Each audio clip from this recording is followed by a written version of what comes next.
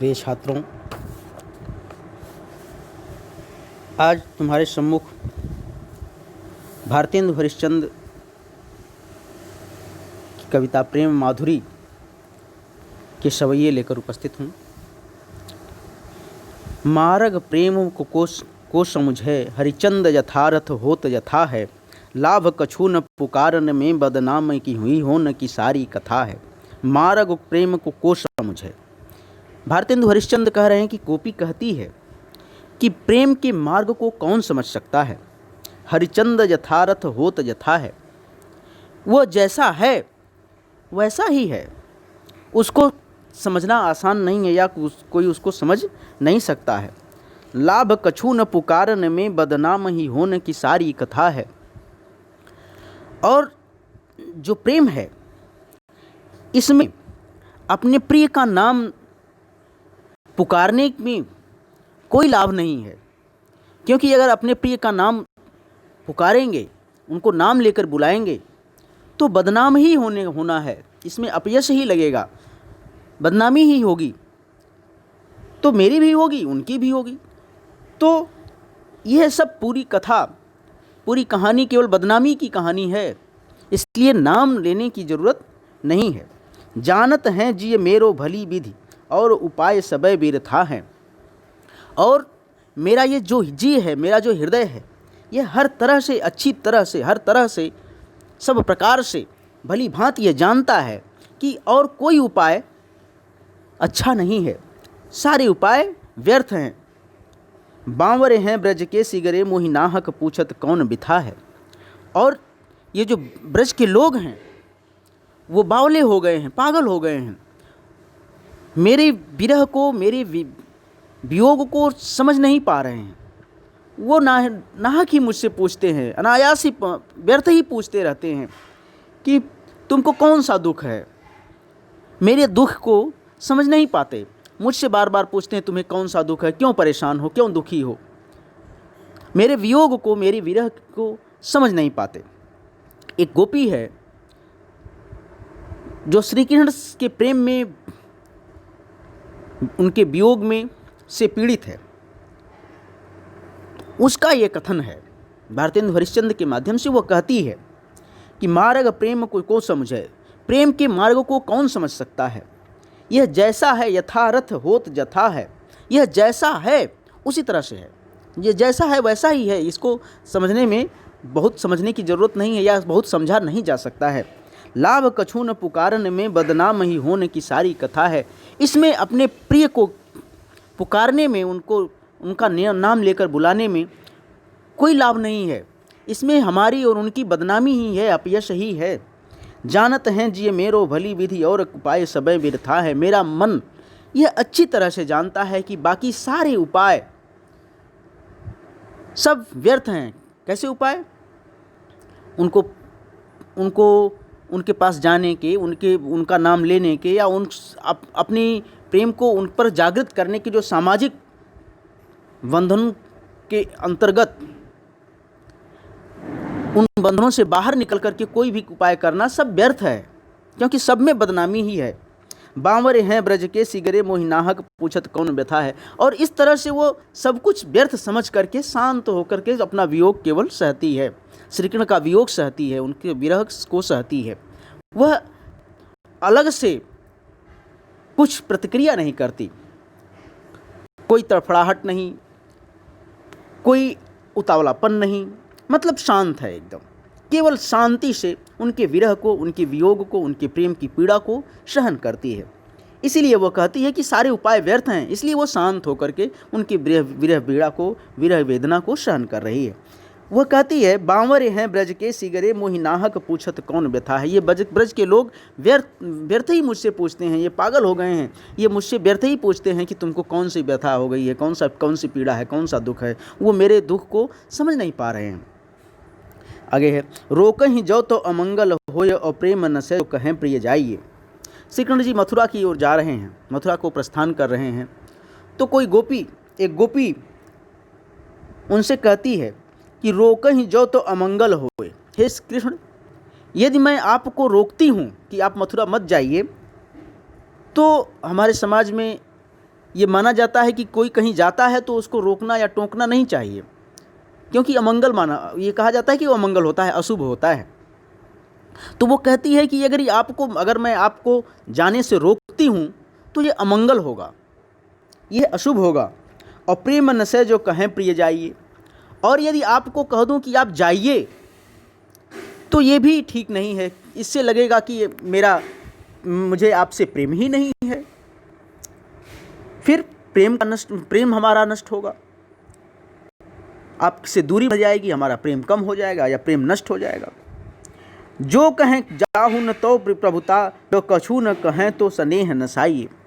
और यदि आपसे कहें कि मत जाइए, आप मथुरा मत जाइए, यहीं रहिए, तो आपके ऊपर अधिकार जमाना हुआ, क्योंकि आप जाने के लिए तत्पर हैं, आप जाने के लिए तैयार हैं। और यदि आपको कहा जाए कि मैं कह दूं कि आप मत जाइए, तो आपके ऊपर अधिकार जमाना हुआ, आपको आज्ञा देना हुआ, आपको रोकना हुआ। तो और जो कछु न कहें तो स्नेह नसाइए। और यदि आप जा रहे हैं, इस हमसे बिछुड़ के जा रहे हैं, पूरे ब्रज से दूर जा रहे हैं, ऐसे में हम आपसे अगर कुछ भी न कहें, अपनी भावनाएं व्यक्त न करें, तो ऐसे लगेगा कि हमारा प्रेम आपसे था ही नहीं। ऐसा प्रतीत होगा कि हमारा आपसे कोई लेना देना ही नहीं है, हमारा आपसे कोई प्रेम ही नहीं है, आपके जाने न जाने का हमारे ऊपर कोई प्रभाव नहीं पड़ रहा है।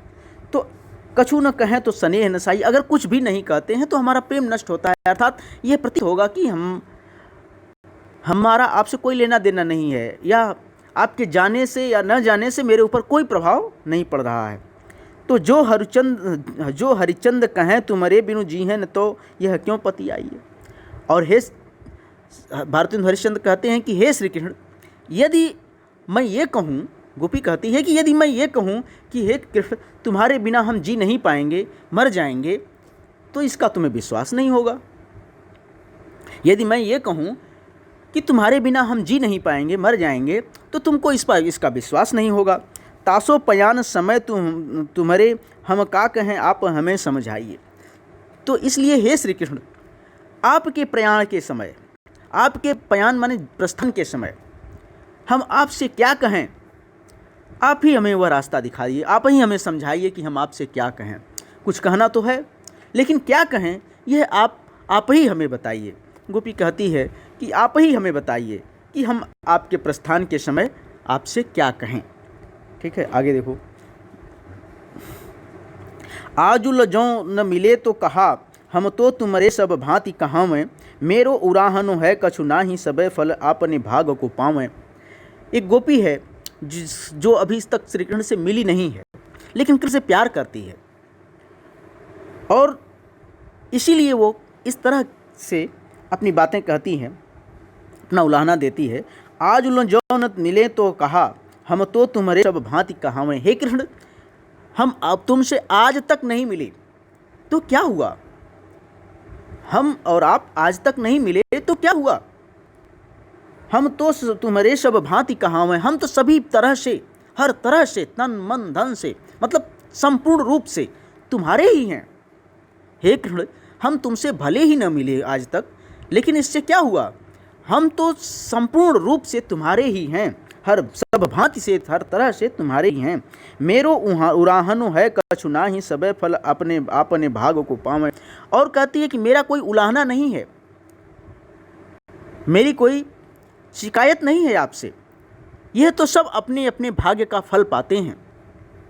फिर जो हरिचंदु भई सो भई, अब प्राण चले तह तासो सुनावें। वो गोपी श्री कृष्ण के वियोग में अपने प्राणों, उसके प्राण जाने के करीब आ गए हैं।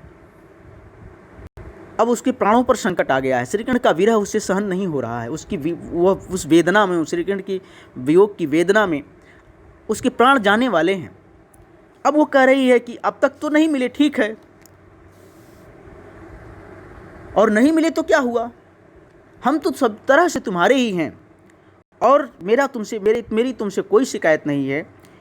इसलिए क्योंकि सब लोग अपने अपने भाग्य का फल ही पाते हैं, इसलिए अब तक जो हुआ सो हुआ, जो हरिचंद भई सो भई, अब तक जो हुआ सो हुआ, अब प्राण चले चाहे तासो सुनावे। अब चूंकि मेरे प्राण निकलने वाले हैं, हे कृष्ण, अब चूंकि मेरे प्राण निकलने वाले हैं, इसलिए मैं अपने मन की बात तुमसे कहना चाहती हूँ। इसलिए हे श्री कृष्ण, मैं अपने मन की बात तुमसे कहना चाहती हूँ। प्यारे जो है जग की यह रीति, विदा की समय सब कंठ लगावें। हे प्रिय श्री कृष्ण, ये संसार की रीति है, संसार की परंपरा है, संसार में ये रीत चली आ रही है कि जब कोई किसी को विदा करता है तो उसको गले लगा लेता है। तो कम से कम मेरे विदा के समय मुझे अपने गले से लगा लो। यही उस गोपी की याचना है, यही उस गोपी की प्रार्थना है श्री कृष्ण से कि अब तक तुम्हारा मिलन नहीं हुआ, एक दूसरे को नहीं देखे, तो क्या हुआ, मैं हर तरह से तुम्हारी हूँ और मेरी इससे तुमसे कोई शिकायत भी नहीं है, क्योंकि सब लोग अपने भाग्य का फल पाते हैं। और समस्या ये है कि अब मेरे प्राण जाने वाले हैं, और जब मेरे प्राण निकलने वाले हैं तो मेरी इच्छा है कि मैं अपने मन की बात तुमसे कह सकूं। तो चूंकि संसार में हमारे यहाँ की रीति है, संसार की रीति है कि जब कोई विदा होता है तो लोग उसको अपने गले से लगाकर विदा करते हैं, इसलिए हे श्री कृष्ण, अब मैं जाने वाली हूँ, कम से कम मुझे अपने गले से लगाकर विदा करो। ठीक है, आगे देखो। व्यापक ब्रह्म सबे थल पूरन है, हम हूँ पहचानती हैं, पे बिनानंद लाल बिहाल सदा हरिचंदन ज्ञान ही ठानती हैं। गोपियाँ उद्धव से कहती हैं, जब उद्धव मथुरा से ब्रज आए तो गोपियों और उद्धव के बीच जो संवाद है उसमें गोपियाँ उद्धव से कहती हैं कि व्यापक ब्रह्म सबे थल पूरन हैं, हम हूँ पहचानती हैं। ये जो ब्रह्म है वह सर्वव्यापी है, सर्वत्र व्याप्त है और सभी स्थान पर पूर्ण रूप से वह है। हम हूँ पहचानती हैं, हम ये जानती हैं, हम जानती हैं कि ये ब्रह्म जो है सभी स्थानों पर एकमात्र ब्रह्म ही व्याप्त है, वह बहुत सर्वव्यापक है, हर जगह है, हम अच्छी तरह से जानती हैं। पर बिना नंदलाल बिहाल सदा हरिचंदन ज्ञान ही ठानती हैं। किंतु हम श्री कृष्ण के बिना अत्यंत बेहाल हो गए हैं, अत्यंत परेशान हैं, व्याकुल हैं, और हमारे समझ में कोई ज्ञान की बात नहीं आ रही है।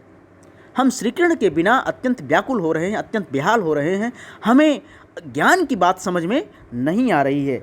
भले वो हम जानते हैं, लेकिन हमें ज्ञान की बात समझ में नहीं आती, वो हमारे गले के नीचे नहीं उतरती है।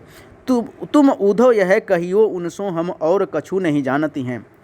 तो जैसे एक तरह से जिद करती हूँ कि हे उद्धव, जाके उनसे कहो कि हम कुछ नहीं जानते, हम कुछ नहीं जानते, ये प्यारे तिहारे निहारे बिना अखिया दुखिया नहीं मानती हैं। हे प्रिय श्री कृष्ण, तुमको देखे बिना हमारी आँखें, ये दुखियारी आँखें मानती नहीं हैं। हे श्री कृष्ण, तुमको बिना देखे हमारी दुखियारी आँखें मानती नहीं हैं, बहुत परेशान हैं, बहुत पीड़ित हैं, इसलिए तुमको देखने के लिए अत्यंत परेशान हैं, अत्यंत व्याकुल हैं। ठीक है, तो व्यापक ब्रह्म सबे थल पूरन। गोपियाँ उद्धव से कहती हैं कि हे उद्धव, ये जो ब्रह्म है यह सर्वव्याप्त है, हर जगह व्याप्त है, हर जगह है, पूर्ण रूप से हर जगह हर स्थल पर है, ये हम भी जानते हैं, लेकिन श्री कृष्ण के वियोग में, श्री कृष्ण के बिना हम अत्यंत व्याकुल हैं, अत्यंत बेहाल हो गए हैं, इसलिए हमें ज्ञान की बात समझ में नहीं आती, हमारा दिमाग स्थिर नहीं है, हमारा दिमाग शांत नहीं है, वह श्री कृष्ण के प्रेम में विभोर है, भाव विभोर है, इसलिए वो श्री कृष्ण के प्यार के अतिरिक्त, उनसे प्रेम के अतिरिक्त और कोई ज्ञान की बात समझ नहीं पाता है। तो तुम उद्धव यह कहियो उनसो हम और कछु नहीं जानती हैं। श्री कृष्ण से जाकर के कह दो कि हम कुछ और नहीं जानते, न ज्ञान जानते हैं न और कुछ जानते हैं, हम कुछ नहीं जानते, हम सिर्फ इतना जानते हैं कि हे प्रिय श्री कृष्ण, बिना तुमको देखे हमारी ये दुखियारी आँखें मानने वाली नहीं हैं, बहुत दुखी हैं, बहुत पीड़ित हैं, बहुत रो रही हैं, और ये तुम्हें बिना देखे मानती नहीं हैं। ठीक है।